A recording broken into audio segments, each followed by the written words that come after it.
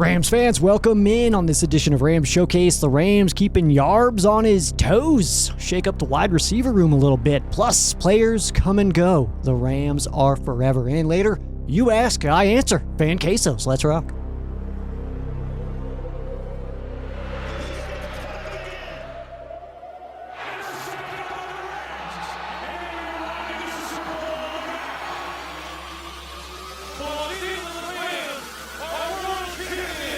This is Rams Showcase with your host, Sheriff Joe Bags. Yes, welcome into it, Rams Showcase. I am Sheriff Joe Bags at Sheriff Joe Bags at Rams Showcase. That's where you follow along on social media.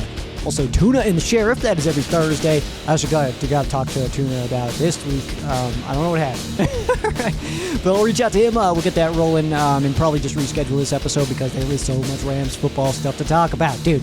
And we're, of course, getting into the draft season. We're in free agency pretty heavy right now, so lots of awesome to get into. But before we get into that, few housekeeping items for you, as I will let you know, this is the Season 9 finale of Rams Showcase, as this coming Sunday will be officially the 9-year anniversary of Rams Showcase and the official kickoff of Season 10 of Rams Showcase. That is absolutely awesome. You are why this happens, keeping this bad boy going and allowing me to have, my own studio, the Sheriff Station here and stuff like that. So do appreciate you for that. So details will be coming as far as scheduling goes of Sunday, because we're going to do a live stream. So if you've been, hanging out with my show for a while, or maybe even not, maybe you're brand new here, then either way, come and hang out. It's going to be a good time as we just chat up some Rams football. It seems so bright in here right now. Oh my gosh. All right, I might turn these down a little bit. But we'll be doing that on Sunday. So just keep your eyeballs on the Rams Showcase social media pages, and I'll schedule it out. And I'm going to put it live as many places as I can. So I'm just going to kind of load it up. So that's pretty good stuff. And Season 10 kickoff, man. So yeah, and it's going to be one of those streams where come and join me, hop on, have a conversation. I don't have a plan for how long this is going to go, anything like that. I'm just kind of trying to hang out and have a good time with my Rams fans, dude. As 9 years of doing Rams Showcase as of this Sunday, March 16th. That first episode still published, still available if you'd like to go check it out. It's terrible. But it's awesome, man. It's good stuff. Also, some of you might have remembered that myself and Boy Green had a bit of a bet for the Rams-Jets game that happened on December 22nd, and that bet was that the winner received a signed mini helmet of their own team from the loser. And I am proud to announce that Boy Green has settled his bet. That's right. We got the Rams mini helmet here. I'll try to take some better pictures and then try to kind of show it off a little bit better. But so Paul signed the top of the case. And when he first posted the video showing himself signing the top of the case, just the wrapper, if you will, I commented and was like, not on the helmet? What are you doing? And then he kind of commented back. He's like, I didn't want to be too squished or too small because it's got the date 12/22/24. Rams beat the Jets 19-9, and it says Boy Green number 25. So, so he made an explanation that it would just be like, it would have been too tight on there. And I was like, oh, okay. And then I received it in person. And no, this is the dumbest thing. You should have been on the helmet, dude. Obviously. What the hell are we doing here? Now I have to keep the wrapper forever. It's okay though, man. I'm not trying to complain or say you need to fix this or anything, but not on the helmet, dude. It makes way less sense to me now that I have it in my hands too. It's like, what are we doing? Anyway, let's get into it, man. We're 4 minutes deep, and it's time to talk about some of the chaos that is going on surrounding our Los Angeles Rams. We'll go ahead and start with the big news here. Wide receiver shuffling. The Rams officially have released wide receiver Cooper Kupp. He is officially a free agent. We'll see where he ends next. Cooper Kupp, number 18 and number 10. He does end his career with the Rams. We're going to run through some stats here. 17th in games played with 104. Cooper Kupp is third in receptions in Rams history with 634. That is only behind Torrey Holt and Isaac Bruce. He is fourth in catch percentage at 71.2, and that is minimum 100 targets And he is only behind Marshall Faulk, Steven Jackson, and Todd Gurley, meaning that he is first in catch percentage for a wide receiver with minimum 100 targets. And in fact, we can pull that all the way down to minimum 25 targets, and Cooper Kupp is still number 1. Fourth in receiving yards with 7,776 behind only Henry Ellard, Torrey Holt, and Isaac Bruce. Cooper Kupp is third in receiving touchdowns in Rams history with 57 behind only Torrey Holt and Isaac Bruce. Cooper Kupp is third in average receiving yards per game behind only Torrey Holt and Puka Nacua. Not sure you expected that name, but I'm here for it, man, because Puka Nacua, of course, still hanging out on the roster and somebody that the Rams will be moving forward with as Cooper Kupp, like I said, is officially a free agent. There is no doubt that Cooper Kupp is definitely one of the all-time great Rams wide receivers. This franchise has seen a lot of incredible wideouts. Cooper Kupp is absolutely in that conversation. The Triple Crown Super Bowl MVP season of 2021, record-breaking season. And if you combine the yards, catches, touchdowns from the regular season and the playoffs, I'm not sure how long it'll be until that gets touched. Could it happen? Yeah, possibly. We're going to add another game here soon, too. So it's absolutely possible. But 2021 Cooper Kupp is a superhero that is just too big for books even, man. You had to be there. If you weren't a Rams fan in 2021 watching the Cooper Kupp season, you'll never fully understand how it was. Because every time Matthew Stafford launched that sucker and 10 was on the other side, you just knew something badass was going to happen. Whether that's touchdowns, somebody's ankle guts getting spilled out over the field, or just, something crazy, man. Some missed tackles that you're going to see on SportsCenter all week long and probably for the whole season, man. So he may have only hit the 1,000 receiving yards milestone just 2 times in his career, but the consistency, the longevity, proven to be the recipe for Cooper Kupp, is slow and steady did win the race, if you will, for Cooper Kupp, as he was never known as an explosive guy with top-end speed. But the way that he worked at his routes and with his quarterbacks on what they wanted to see and where they wanted to put the ball, where they felt like they needed to put the ball, and to be able to give them that feedback as well, saying like, well, yeah, but if you see this, then put it here, kind of thing. And Matthew Stafford and Cooper Kupp were able to get that connection better than almost anybody I've ever seen. And it might be there. I would have to really dive in and think about it. But the connection between Nine and Dime, Matthew Stafford to Cooper Kupp, that's one of the best connections I've ever seen. And yeah, there's a bunch of them in there. Peyton Manning and Marvin Harrison.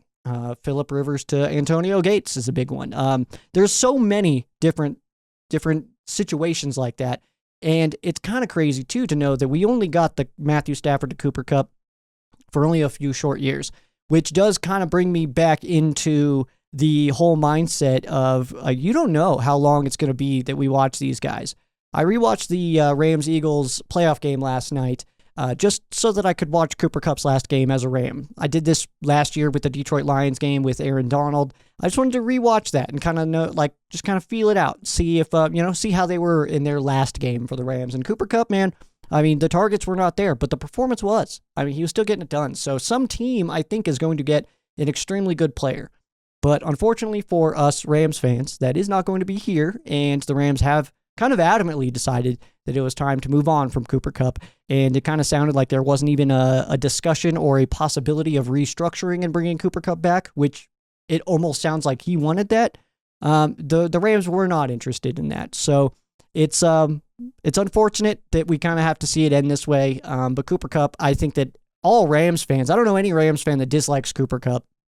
I think that as a human being, as a football player, not much to dislike about Cooper Kupp. So in that regard as well, I will go back to one of my old trusty sayings.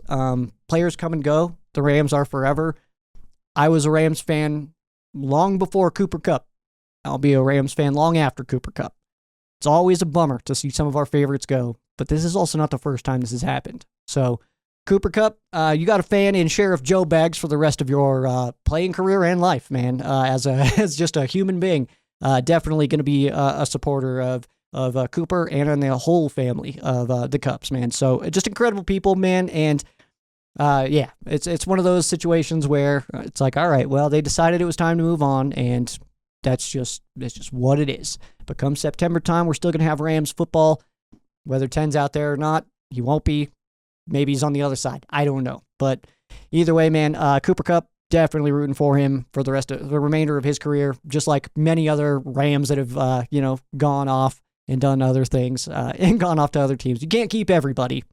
And in fact, we got knocked out of the divisional round. We shouldn't want to. And I'm not here to say that Cooper Kupp is the reason we lost that game or anything, because that's certainly not true. But we saw a season that started rough, got healthy, went through and turned it around, made it to the playoffs as one of the better teams in the NFL, but still lost. So yeah, some things do need to be tweaked. We need to get a little bit better. And according to Sean McVay and Les Snead, this is a move that should at least push us in that direction. Whether or not it happens immediately or not, this is something that the Rams wanted to do. Which kind of brings me to my next topic here, which is Sean McVay and Les Snead. This reaction to the Cooper Kupp news and just the kind of way that we've seen this unfold since Sean McVay has arrived, and just the fact that they run stuff so different. And I don't know, this has been on my mind a lot lately, and I think a part of it is too because we've known that the Rams were wanting to or planning on getting rid of Cooper Kupp in some capacity, and then months go by and still the reaction is what it is. And it's like, hey, they tried to tell us months ago to kind of soft sell it to us, you know what I mean? Obviously they knew it wasn't going to go over well, but they also just kind of do this. When they think it's time to move on from somebody, they just do it. The way that the Rams are running their roster right now is very rotational, very much eyes in the future as much as they are right now. What are we doing 2 years from now, though? At this position, what is that going to look like? Is this guy going to demand a lot of money, so we need to make sure that we don't overload that position, because you look around the league. The 49ers are in a spot right now with how many guys that they're unloading that they're at least admitting that their window, their possible Super Bowl window, at the very minimum needs to be adjusted if it's not closed. This year, if it doesn't go well for the 49ers this year, a full teardown is likely. But at least they got Brock, right? Yeah. So that's good. But losing multiple stars, they've got multiple bad contracts that they're trying to get out of. So I don't know, man. It's just Sean McVay, Les Snead, they have a system, a rotation that keeps the roster fresh. We kind of felt like the second Puka Nacua started doing Puka things, then Cooper Kupp was like, it's a little bit more expendable now. That's just the way it works. You know what I mean? Like Jonah Jackson is a perfect example of that too. We didn't know that Bo Limmer was going to hit. I'm not sure if the Rams knew that Bo Limmer was going to hit. I'm sure they knew he was a good player. That's why you drafted him. And I'm sure that's why he made the roster. But I'm not sure they thought he was ready to start and just be the center this year. But he was. Well, he had to be. He didn't really have a choice. But now he's the guy moving forward. It is a risky way to do this because you could absolutely get rid of guys too early. Some guys we have go off places and they do well. Jared Goff is probably playing the best Jared Goff ball of his life. You know what I mean? And I think a lot of that's age. I don't think that he got better because he left Sean McVay in the Rams offense. I think it's just development over time. But still, it is risky to move off of guys that still have plenty in the tank. What if Cooper Kupp goes off? What if Cooper Kupp triple crowns next year again? What are we going to look like, dude? A couple of dunces out here just being like, oh, well, he still kicks all the butts. So we didn't realize, is that going to be the case? But so far, it does feel like it's been a little bit more hit than miss with these two. I'll be completely honest, man. So it does feel like they hit more often than they don't hit. It's just, and like the Jonah Jackson thing, that's a kind of just it's a mistake that the Rams made recently. It happens, but the Niners, they give Debo and Ayuk contract extensions. Ayuk way too much money for a contract extension, and then also draft a wide receiver first round. It's like, I mean, that just doesn't feel like anything that the Rams would do. It feels like the Rams would be looking 4 or 5 years out and be like, no, that's not the way we're going to play in this one, man. Like, we're going to not do that. But yeah, it can be brutal at times as well, such as the Cooper Kupp situation. It could definitely be brutal, the way that the Rams run their roster right now under Sean McVay and Les Snead. Dropping Todd Gurley, Brandon Cooks, Leonard Floyd, Robert Woods, Jalen Ramsey, Jared Goff, Cam Akers. They're just people that were kind of given away for not much, if anything, at all. Some of these guys were just cut, so they were able to go. But these are people that fans love, and the Rams decided it was time to move on. Cooper Kupp is the most recent addition to that list. But guess what the Rams have done this decade, century, that the Niners haven't done? Yeah, dude, get one of these, yes. Get a Super Bowl ring, man. So the Niners are in a situation where Brock Purdy isn't the guy. They have to start over. Like, if you give Brock Purdy the contract, he no longer has all these weapons to throw to, and he's not the guy, you start over. You have to scrap it all. Day one. Which likely means, okay, John Lynch, we brought you here to bring in a Super Bowl. You failed. All right, Shanahan, we brought you here to bring in a Super Bowl. You failed. So it's probably a new regime if Brock Purdy doesn't absolutely nail for the 49ers, which I don't think he will. But also, what do I know, dude? I'm just a Rams fan in Colorado sitting in his apartment talking to his cat. He was right over here. Carl, chilling in studio this time around. But the Rams are blatantly a top 5 team in the league right now. Sure, rosters are not done. We are in March. So lots to happen as far as rosters go. But let's let it fill out and then compare. And at the very least, the Rams core is top tier. And the supporting cast will almost surely keep it that way. Makes sense that it would. So it may not always be pretty, and we may lose some fan favorites. And it kind of feels like that almost happens every year. You can't keep everybody. It just doesn't work that way. This regime, though, is keeping this team in the upper portion of the league. This team is seemingly always competing. So credit where credit's due, man. And also, let us not forget, players come and go. The Rams are forever. The Rams are forever. Let's get into some news here, and then we'll dive into fan quesos here on the back half here. So, the big news here, other big news regarding the wide receiver room is the Rams have signed wide receiver Davante Adams to a 2-year, $46 million deal. It does look essentially like a 1-year deal, but hanging out for that second year should be pretty easy if that is the way that it goes. I had a whole section of notes in here talking about jersey numbers, and I'll read just some of those. That Puka Nacua joked that maybe playing a game of pig for the number 17, but I also did say that it says Puka wore 12 and 15 in college, both of which are expected to be available. My money says 12, and then it happened. So I guess that's kind of good. But we also found out that Davante Adams never asked for 17. And in fact, we actually just found out today from Sarah Barhup. Is that how you say it? But I'm sorry. I'm totally screwing that over. And I'm not going to look either. But either way, Sarah, she had posted that Puka Nacua is planning on moving to 12 this offseason already. And I've seen a lot of reaction about this. I'm surprised that so many fans are upset about either the situation or with Puka Nacua in changing his number. I think that I'm not going to tell you how to feel. It's not my business. But I will say that I do think that it's important to note that the number 12 has an emotional connection with Puka Nacua.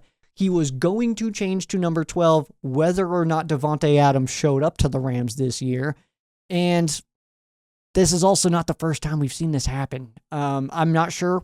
I'm a little bit surprised that of all the people who have changed their numbers being Rams, that Puka seems to be the first one where people are attacking it and people are angry about it. If we look at just wide receivers, Robert Woods was 17, went to 2. Cooper Kupp was 18, went to 10. Torrey Holt was 88, went to 81. You know what I mean? The list does go on. There are people who change their numbers. So I am a little bit surprised about it. And I'll be honest, because the comment that I get back is, well, I just bought his jersey. I mean, I know people rocking number 17 Woods jerseys, and no one's mad about it. I see an 88 Torrey Holt jersey, and all I think is, damn, that's a real fan right there, man. Hell yeah, that's sick. I see an 18 Kupp jersey. I say, that's pre-Super Bowl, dude. That's awesome. If you were getting a Cooper Kupp jersey before Matthew Stafford was even here, yeah, dude, you're good with me, man. So I think I take it that way. If I see you wearing a Nakua number 17 jersey, I'm just going to think that you're a more hardcore fan. You've had that jersey, man. Like, you didn't just pick that up right now because the Rams are sick again. Like, you've had that thing. That's how I see it, man. So I don't know. Maybe I'm alone there, and whatever. And I'm not going to tell you how to be a fan. That's never it. But to me, the jersey number is the least important parts about it all. I was always number 9. That's kind of my thing, and I get that there's some importance to people. But at the same time, how about let's let the importance be to the person who's wearing it, who Puka Nacua has the stuff is out there on the Rams social media. The number 12 means a lot to him. So I think that any kind of upsetness from any fan is unwarranted. That's all. That's just my 2 cents on it. Feel how you want to feel. Let's move on here. Some other news in the wide receiver room. The Rams did re-sign wide receiver Tutu Atwell, the 2-2 train, to a 1-year, $10 million fully guaranteed deal. It's a rather interesting deal, in my opinion. I didn't see this one coming. Fully guaranteed, $10 million makes a little bit of no sense to me. But hey, Tutu Atwell, man, that might be. And I think that I'm looking at it from this perspective, like what he's done and what he's making now. It's a 1-year fully guaranteed deal. Now my brain is it's like, oh, this is the year he's going to get hurt. You know what I mean? That's where my brain goes immediately. Hopefully not. But we'll do it. But also I think that if Cooper Kupp's not going to return and we're rolling with Jay Witt, Demarcus Robinson's gone now too, that I'm thinking that what this means is that we don't need to look at what Tutu Atwell has done. We need to look at how he's going to fit into this year, the 25 Los Angeles Rams. That's what we're looking at now. So Tutu Atwell, the 2-2 train, keep on rolling.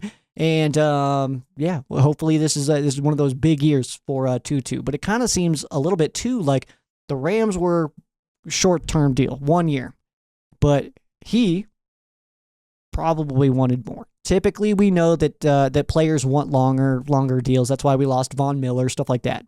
We were paying more a year. Then he goes to Buffalo because it was a longer deal, and then he got cut. So hey man. Anyway, not important. But so either way, it does figure that Tutu Atwell is a big plan in the Rams offense this year. So I do think that that's an important way to look at that. Rams also did sign defensive tackle Poona Ford, 3-year deal, $29.6 million. Rams also bring back quarterback Jimmy G to be QB2 behind Matthew Stafford. And the return. I'm pumped about this one, man, because I was always a big Coleman Shelton fan, and I am absolutely fired up that he's going to be back, providing some depth for Bro Limmer out here, man. So, Coleman Shelton making his return on a 2-year deal. And if you've hung out with Ram Showcase for a long time here, I've been a Coleman Shelton fan. I didn't want him to go, so I'm definitely stoked he's back, man. At the very, very minimum, some solid depth there, which is good stuff. And also in other wide receiver news, there's just so much wide receiver news, dudes. Yarbs. Yeah, you better be on it this year, man. He's going to be on it. He's Yarbs, dude. He's like the best coach ever. But Drake Stoops, he is signed to a futures contract. He has suspended 2 games. He failed a PED test. So, and some guys leaving the Rams, and then we'll get into former Rams who have new homes as well. Some guys that were free agents hanging out with us last year and now are off and doing their own thing. I'm just going to refresh here, make sure I'm not missing any, because they are coming in hot and heavy. So, let's see here. Justin Fields officially in New York. All right. Oh, man.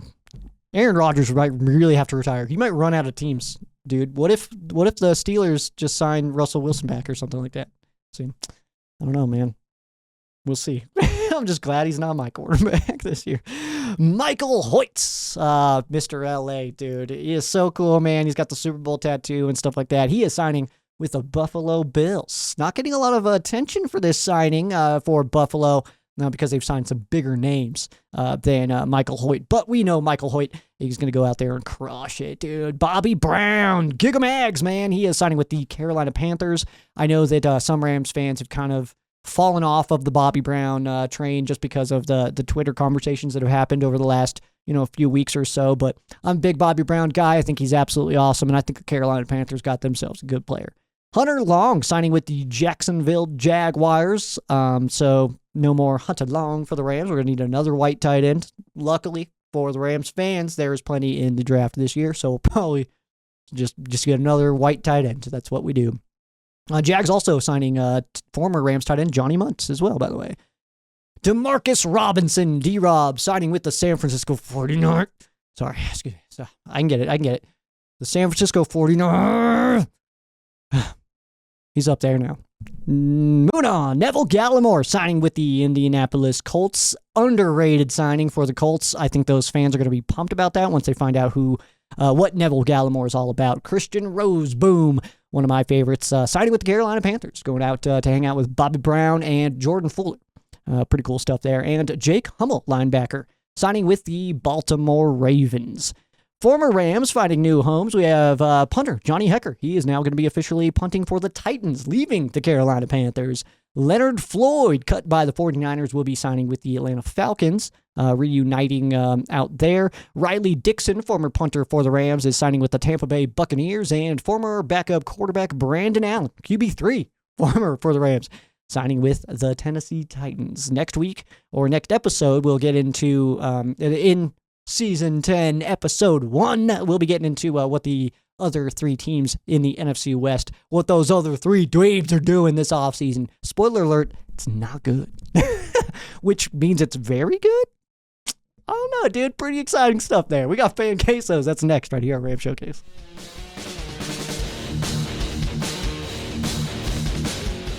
Welcome back in Ram Showcase. I am Sheriff Joe Bags. I did not pull them up first, so let's go ahead and do all this good stuff. Fan Quesos, by the way, we do post about them on the Ram Showcase Facebook page and the community section on YouTube. If you would like to drop in a queso in that world. Let's see here. I think I forgot to say Happy New Year, too, by the way. Happy New Year, man. It's a new league year. We are officially into the 25 Rams now. The 2025 Rams. What is this team going to be all about, man? I'm fired up to find out. That's what I'll say. Because it's just one of those things that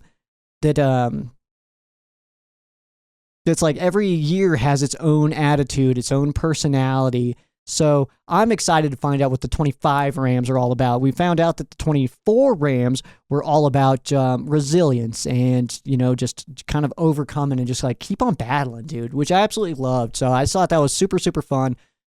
So yeah, either way. Let's get into Fan Quesos here. We'll starting on the Facebook page. This first one here coming from Nick. Says, how do you think the Rams will use Fisk, Kobe, and Puna together? Rotation? I'm guessing it'll be a bit of a rotation just because the Rams don't go super heavy in the middle, which is, it kind of burned us last year a decent amount just because the run defense. But also with Puna coming in on a 3-year deal, so we got some time to play with this guy a little bit and kind of see how he's going to fit in with those other two because those guys are very young as well. I do feel like Puna would be kind of the ideal person as just, right over center, you know what I mean? Just kind of right in that range. So that's kind of what I'm thinking. And I also kind of feel like it's one of those guys brought in of like, we need somebody who can definitely stop this dumb QB sneak play that the Eagles do. And it's like, yeah, Puna, for sure, man, let's try. But Gallimore and Bobby Brown were in on that play last time. But last year, I also wanted Fisk to be in there. And I realized that he's not the biggest guy, but I was looking at a lower thing, like that he could get lower and help out. So they didn't do that. They didn't listen to me. They don't watch my show. But either way, it's I think Puna could be kind of brought in to be a little bit more beef in the middle there. And also, dude's got some moves. So let's not just pretend he's just a big boy out there, just a big body tossing himself around there. No, he's definitely got some moves, man. He can get off a guard like nothing, man. CG coming in here with a queso. As a 49ers fan, will the Rams ever spend on signing a linebacker? No. There's a few positions that you don't need to spend to be able to build a very, very good team. There's a lot of different ways to look at each position grouping and kind of your own value. What I'll say to you, CG, about the Rams linebacker spot, the Rams will not pay this spot big-time money, partially because use one most of the time. We have we kind of use a star on the defensive side. That was Jalen Ramsey for a little while. Right now, it's a little bit of a Quentin Lake kind of situation. Durant kind of fills in there too. And just kind of, so it's an odd position to kind of define to you right now. but ultimately, no, man. I mean, I think it worked out really well when Bobby Wagner was around, and I like having just an awesome linebacker right there. And I would, if I had my pick, I would be calling up Mosley right now, but it's not my call. I'll support whoever's here. But either way, there's a few positions that you don't need to put high dollars into, and you'll still be able to be a competitor. Inside linebacker is one of those. Guards happen to be one of those sometimes, depending on your scheme. And in fact, the Rams are one of those teams that were doing that for a little while, not really paying interior guys, and now they kind of are. So I think that they kind of changed a little bit of their perspective on that. Tight end. What is it? 3 teams in the NFL have like a Hall of Fame level tight end. You don't need one. You just need receiving targets, and that's really what they are now. But you got like Kittle, Kelsey, some other dudes, Laporta and stuff like that. But like, there's not more than 10 like really, really awesome sick tight ends out there. You know what I mean? Bowers is now one of them, but there's a pretty limited amount. So tight end, not a position that you need to drop a bunch of dollar bills into. Trying to think as well, man. Safety is another one the Rams have a hard time spending on. But again, safety, it's because if you can evaluate properly, you can just get a new one every year. You just get a new, like, 6 safety in the draft every single year, just like your running backs. Draft a running back every single year. I am fully on that. It doesn't matter what round. If it's you're down to your last pick, it's like, oh, we haven't gotten a back. Let's go get who's our top guy right now? Like, who's available to still, like, just get a back, dude. Every year get a back. Because you never know. But yeah, the Rams not really going to spend on a linebacker. Probably not, unless a guy kind of comes up from themselves. Like, because I think Roseboom would have been the guy to bring back. And the contract that he got in Carolina feels like we should have just done it, but doesn't matter because Omar Spates, his progression has done well. He does have a lot of room to still grow, but he's doing awesome, man. Bromar Spates out here. So yeah, there's. To answer your question in the longest, most terrible way possible, CG, is that the Rams aren't going to pay linebacker because that's a position that you can get in the draft, and also you can fill in that position without a high dollar amount and still get similar production. I do think it's important, though, that you pair that with a really, really good front, which is what the Rams have been able to do. If the Rams' front was not as strong, I think that the Rams would be more willing to pay an inside linebacker if that first level wasn't as good as it is, because it's really, really strong up there, man. Let's see here. Next one from Cody. How much in the tank do you think Adams has left? I mean, enough to get us through a good 2 years. And he's probably going to make some catches this year that we're like, oh my God, but yeah, he is coming up on the end. I would say he's past his prime, but he's not, totally cooked yet. So he's somewhere in that gap. I don't know how much time he's got left. We'll see. Were you surprised we retained Tutu? I am a little bit, simply because of his production. It's not very strong. Not that it's weak by any means. He's a good player. He's super clutch. Like, when you need him to catch a ball, he's gonna catch it, which is really sick. But I think that ultimately what we're looking at here, is just the fact that I think that production could have been replaced in the draft. So I'm surprised to see $10 million go to him when we weren't willing to spend the 20 on Kupp. I realize his cash value was like 29, but I just thought that was interesting. Next few here coming from Edwin, emphasis on the win. It says, can the season start already? For real though, man. But also, this has been kind of fun, man. I'm digging this offseason, actually. I'm having a good time with this one. Kind of just taking it as it comes and just kind of just rolling with it, man. Like, it's like, hey, what are we going to do? Who's the next Ram, dude? Who's the next guy I'm supporting, man? That's kind of how I'm feeling right now, so I'm having fun with it. I'm in a very trust the process mood, man. The Rams are so good so often that it's like, you know what? I'm cool with it. Whatever they're doing, man. Yeah, I love Cooper Kupp. I'd like them to stay, but hey, if they decide it's time to move on, it's time to move on. Whatever. Like, that's exactly where I'm at right now, just emotionally. But moving to your questions here. Number 1, which signing have you been the most pleased with that the Rams have made?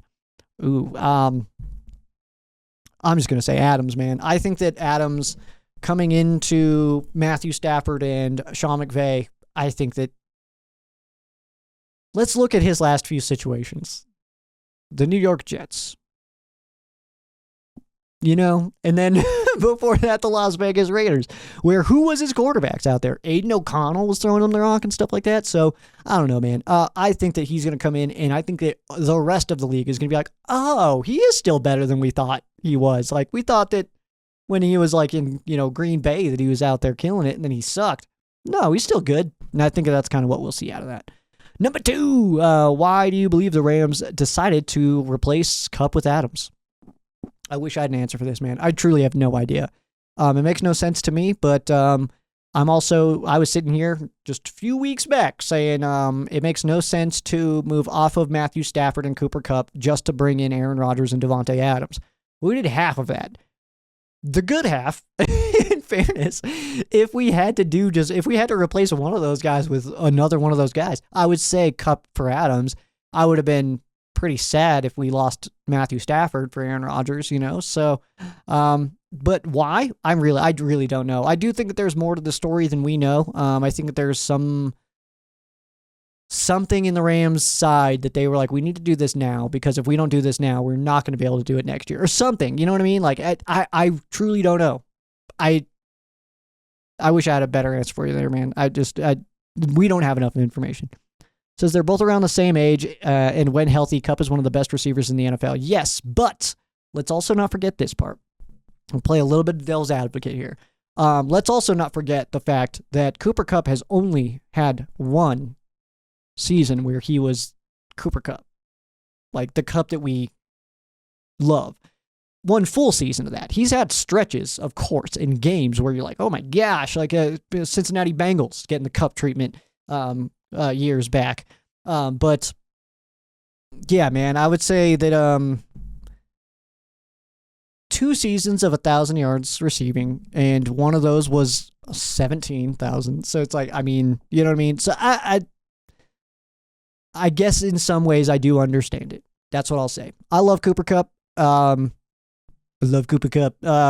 he's awesome, man. But I guess in some ways I understand why the Rams would want to or be willing to move on from him. And let's not forget that this guy right here is talking to you right now, was sitting here all of 2020 being like, if he's not going to stay healthy, let's just get rid of him then. Like, you know what I mean? I was saying that way back in the day of like, if we can't get a Cooper Kupp to stay healthy, what's the point of even having him, man? The best ability is availability. And we have, in fairness, seen one fully healthy season from Cooper Kupp. It was damn good, but it only happened once. Number 3, what team has had the worst offseason on paper in the NFC West? Dude, toss-up between San Fran and Seattle, right? But I would say San Fran, because Seattle too, though, man. Gosh. I don't think that moving off of Geno Smith to bring in Sam Darnold was smart in the least. I think that's going to burn them. I think that that's going to be rough. So Seattle, that's tough, man. For San Fran, they're dumping some people with what looks like the idea of a little bit of a revamp. They do have a lot of big pieces still remaining, but not that great. And it all hinges on Brock Purdy. So you know what? I'm going to lock in Seattle. I think that bringing in Sam Darnold was a mistake. And I think that they'll know that by week 6. They're going to be like, crap. Like, what have we done, man? What have we done? Next up here, last one here is there a player you wish we could have kept? Mine was Michael Hoyt. Yeah, absolutely wish Michael Hoyt would have stayed. I love Michael Hoyt, man. So yeah, I'm with you there. Christian Roseboom is certainly one of mine. I would say Neville Gallimore. I thought that he was playing really well there at the end of the season, and I thought that he was one of those guys that I was like, this is a really strong rotational piece. And then Bobby Brown. I'm a big Bobby Brown guy as well. I wanted DeMarcus Robinson to stay this entire time, but the fact that he signed with Seattle or San Fran just makes me be like, all right. I don't know if you saw my Twitter, because I was like, oh, like when they posted the Devontae wearing 15, and I was like, oh, I was trying to be all funny and clever and whatever. And it was like, what number is D-Rob gonna wear though?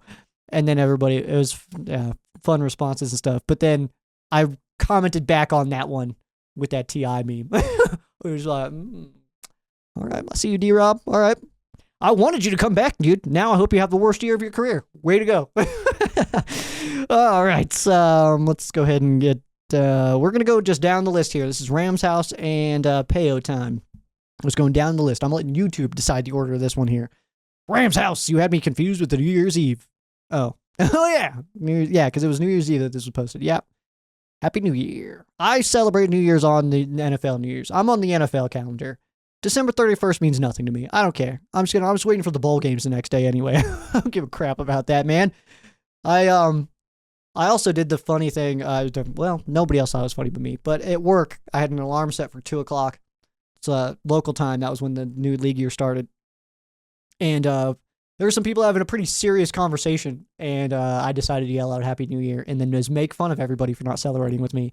Didn't realize there was an important conversation going on. But you know what? It happened. You can't take it back. Like, whatever. Okay, here. Rams House. Isn't it crazy how we got Davante Adams for cheaper in terms of money and didn't have to trade anything? Had we traded for him mid-season last year, like was being advocated by many fans, we would have needed to give up draft capital, take on his current contract, and he'd likely be a rental for us because I imagine he would have exploded in the offense, similar to OBJ in 2021. So we would have lost draft capital, money, and only have him for half a season.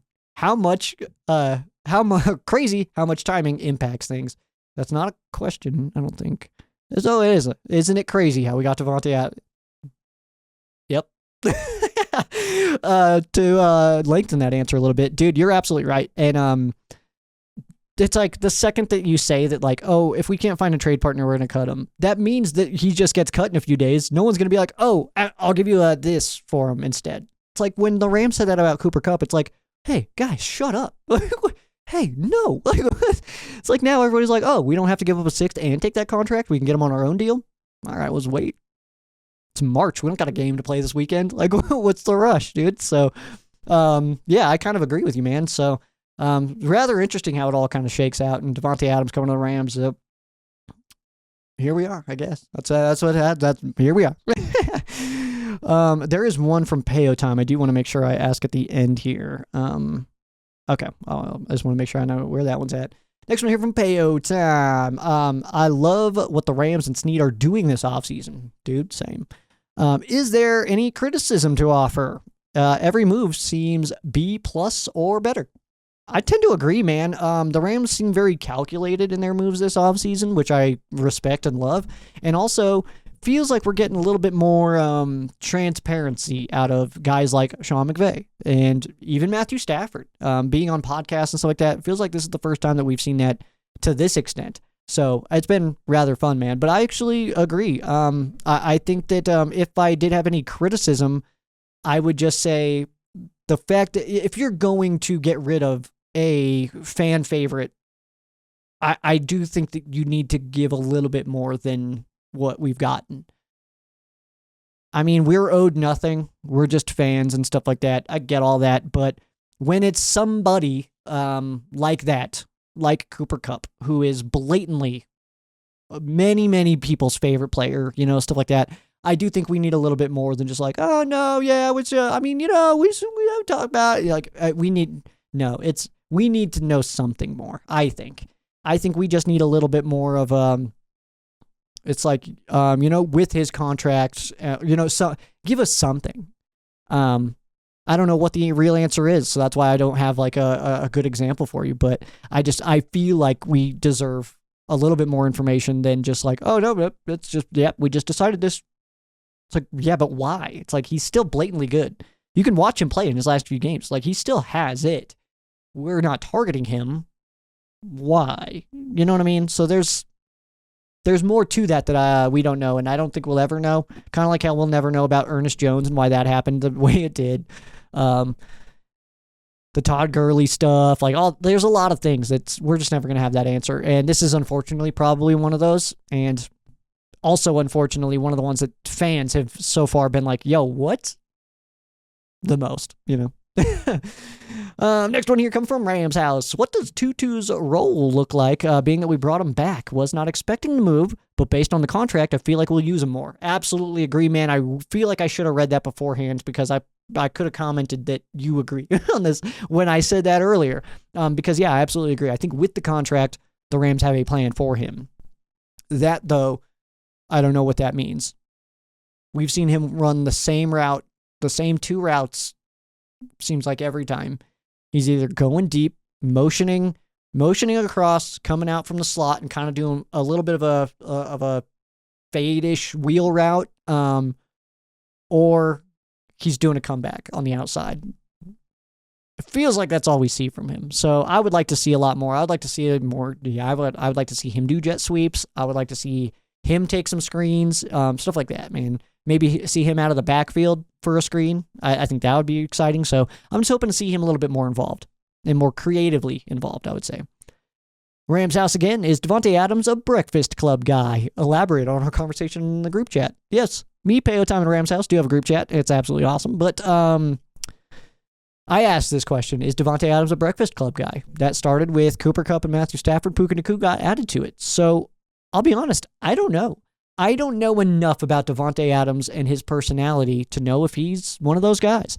I know my dad is a Chargers fan, so got to go against him for a few years there in Vegas, or at least a few times. And my dad, I mean, his perspective of it is very, very, very good player, kind of a punk. So I don't know. That's not my opinion. I'm not, all of us in my family don't just blindly share opinions, but I just don't know that much about him, to be completely honest. Maybe Jackson would have some good insight here on kind of what he's about, because to answer this question, I just truly don't know. In fact, that's why I was asking you, dude.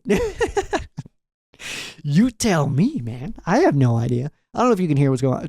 They're partying or something upstairs, so I don't know if you can hear that. But let's see here. What would it be like sharing a room with Ronnie Rivers, Mr. Rivers? Probably nothing to note. I feel like he'd be so quiet. He would just like do his own thing. I feel like if we shared a room, I would go into the room and he would leave. And not because he doesn't like me, just because he wants quiet. And I am not always that. So, that.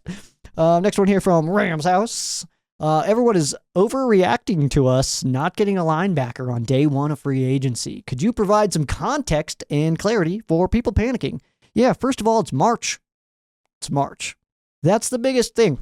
It's March right now. Today, in fact, it is March 13th. It's March 13th, guys. Our roster is not done. It's not even close to being done. Let's let it shake out a little bit, right? We didn't know that Bromar Spates was going to come in here kicking all the butt cheeks. He was an undrafted rookie. Can we wait until we see those guys at least? Before we're like, oh, we didn't do it. We didn't address it. It's March, dude. Mid-March. The new league year just started. And in fact, if you're signing guys on day one, you are overpaying. 100% of the time, if you're signing a person the day free agency opens, you've overpaid. We overpaid for Davante. Call it what it is. We overpaid for Davante. He is 32. We didn't want to pay Cooper Kupp $20 million. Davante, that's fine. Over $20 million here? I mean, come on now. So, it's March. Let's just let it shake out. And also, what if they're sitting there in their meetings and being like, all right, dude, Omar Spates is blowing up. Kid's going to be amazing. The season ended in his hometown. He's mad about it. Philadelphia, born and raised. And now he's mad about it. His season ended in his hometown, probably in front of his family and stuff like that. Omar Spates about to go off, dude. So, like, how about we just wait and see, dude? There's one thing that does frustrate me in, like, the Rams fan community is when people get angry when the team doesn't do what they either wanted or thought was going to happen. Because what is the point? What is the point of getting... Because you liked a player, now the Rams didn't draft him, and now, terrible draft class. They didn't draft the guy that I liked. It's like, okay, first of all, the ego on those comments, wild. And I'll never understand that. But second of all, man, It's March. It's March. Let's see here. Moving on. Payo time. If Sean McVay asked you to pick one player to represent the Rams at the coin toss every game next year, who would you pick? Alex Ward. Dude, long snappers don't get enough love, dude. And he posted some pretty funny videos. There was a video, he was like working out with his wife or something, or maybe it's his girlfriend, I don't know. But yeah, it's some pretty good stuff there, man. Alex Ward would be a good pick for that. Also, Ethan Evans, dude, because if Ethan Evans is coming out to do the coin toss and you send out, there's like, oh, they're sending their punter out, and then Ethan Evans comes out and he's all jacked. You're like, holy crap, this is their punter? What does the rest of the team look like? That's what's always in my head every time we see him doing those deadlifts of like 800 pounds. You're like, all right, Ethan, relax, dude. These footballs can only go so high. He's going to hit the ISS, dude. I'm telling you. That's fun. Did I answer your question? Yeah. All right, I'm going to stick it with Ethan Evans, actually, because of that one comment, that one made-up comment. If their punter is this big, what the hell does the rest of the team look like? I just like that. So next one here coming from Rams House. With the addition of Davante Adams and the subtraction of Cooper Kupp, how much does our run game take a hit? Cooper Kupp is a much better run blocker than Adams and is way more willing. How much does our offense change with the addition of Adams? I think it is critical to note that, first of all, we found out some recruiting tactics from Mr. McVay, and turns out Sean McVay sent out to Davante Adams his own film, but with Sean McVay's commentary. And we obviously don't know what it said exactly, but it kind of sounds like he was commenting on like, this is how we want to use you because of this skill set showcased here. That's why we want you here. Like kind of things like that. And that was a big, Davante told us that was a deciding factor, a big deciding factor for him in coming to the Rams, was that recruiting tactic from Sean McVay. So I will say this. I don't think it's impossible that in there he said, but I want to make sure that also on this kind of play, you make this block here because we need that. I don't think that's impossible. He's in our offense now with Yarbs and Sean McVay. These wide receivers block. If he's not willing to do that, then maybe it is just a one and done. I truly believe that. But Rams wide receivers are blockers too. And I don't care who you are. I don't care how big your name is, who you've played with in the past. Rams wide receivers block. They have to. It's the scheme. Every wide receiver is supposed to block. That's all schemes. But in the Rams specifically, I mean, there are designed blocks for wide receivers to come down and crash and set edges and stuff like that. So, I mean, it's the way it is, man. So I think to answer your question, what I'm saying is, I think that Davante is probably being told, hey, you're a blocker now. You're a big guy. You can do it. Like, you're all right. I really do think that that's the situation here. And last queso here, coming from Payo Time. Situation. You are starting a new relationship, and the girl asks you to tell her the history of your favorite team, the Rams. Where do you start? The 99 team, pre-99 team, or McVay era, and work backwards? That is such a hard question to answer. And I like that you put in the 99 team because that was kind of where my fandom, in a way, began. And I keep looking over here. I have the Super Bowl little banner thing here. That's kind of where it began because I was a Marshall Faulk fan, and that was the first year that Marshall Faulk was over with the Rams. So I don't know if I start there, but I feel like I do. I feel like I start the 99 season. I go into modern to today, and then, depending on how she's feeling about this, how enthusiastic she is she checking her phone, or is she like, whoa, that's great, he did that? Like, it's like, if she's doing that, then yeah, then we're going all the way back. And then also to have to tell her about how the Rams are just full-on pioneers of the NFL. Fred Gurkey, Kenny Washington, pioneers, dude. First team on the West Coast, stuff like that. Like, that's when I would get into that business afterwards, you know what I mean?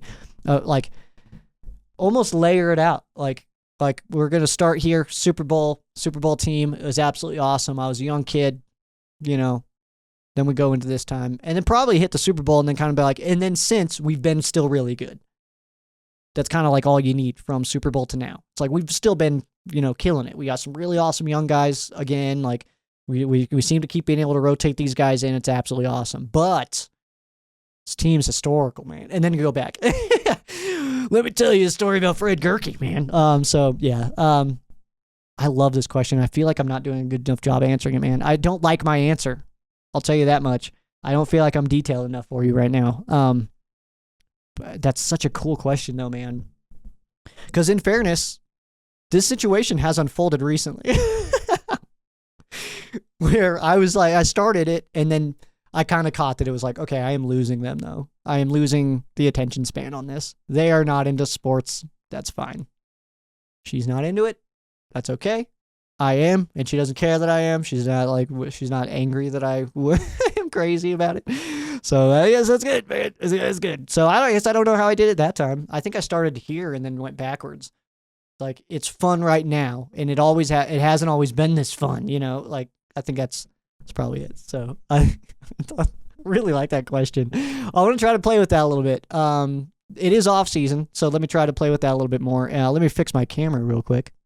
There we go.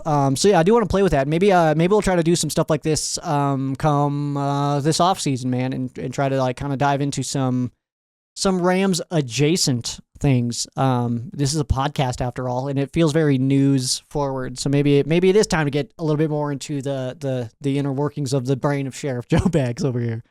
Dangerous game to play. If that's what you guys want to do. So be it. You know what I mean?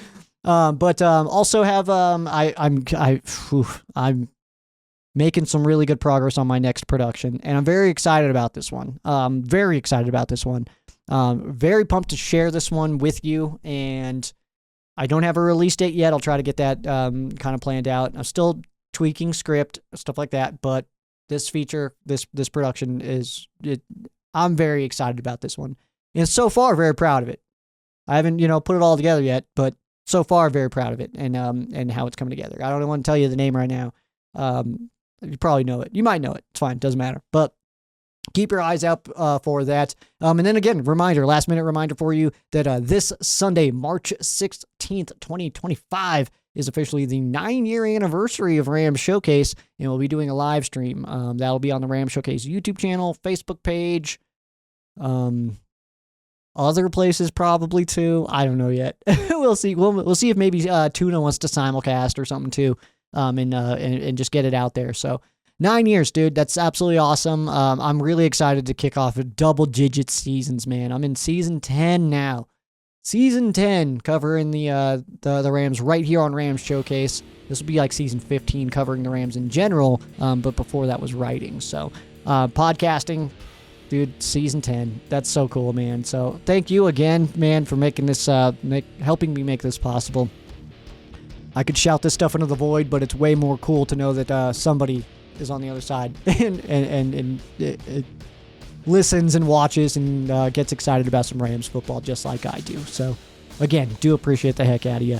That is going to do it for me, though. I'm going to go ahead and get out of here, and we're fired up, dude. The 2025 Rams already starting to take shape in a way where I already did it, dude. I already threw some bucks on the Rams to win the Super Bowl. I'm feeling good. Maybe that's too eager. I don't care. It is only March, in fairness. Take my own advice there. So, yeah, we'll see what happens, man. But feeling good about it, man. We're going to have a good off-season. As season 10 kicking off. This is the season finale, man. No more season 9. Season 9, out of here, man. No more 9. No more 9. No more 9 on the football field. No more 9 in the podcast world. That's where we're sitting at. All right, that's going to do it for me. I am Sheriff Joe Bags. This has been Rams Showcase on Sports War Radio and the Fan-Sided Network. For those of you who aren't Rams fans, our thoughts and prayers are with you. For those of you who are Rams fans, thank you so much for watching, and go Rams.